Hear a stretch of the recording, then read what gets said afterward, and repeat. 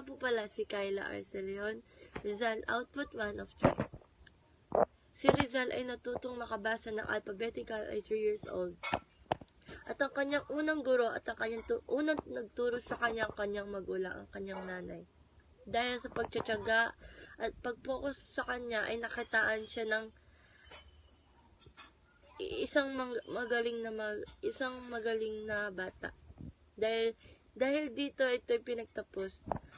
Isang problema lang sa isang matalinong anak o isang tao ay hindi alam kung ano ang kanyang patutunguhan. Hindi niya alam kung ano ang kanyang kukunin. Dahil marami itong naiisip na kanyang gawin. Naguguluhan ang kanyang isip at naguguluhan kung ano ang pipiliin. For example, ang dami mga batang gusto makapagtapos at ang dami mga batang gusto magtapos. Pero ang problema lang nito ay hindi nila alam kung ano ang kanilang kukunin. At dahil sa kanilang mga magulang, sila na ang nagtuturo kung ano gusto nilang kunin.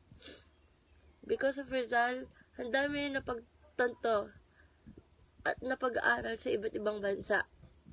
Dahil dito, wala siyang permanenteng pagtatapos. Nagtapos siya ng ilang beses na kurso sa isang year.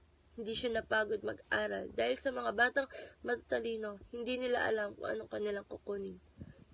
Kaya mahirap din na hindi natin alam kung paano natin gagamitin ang ating utak.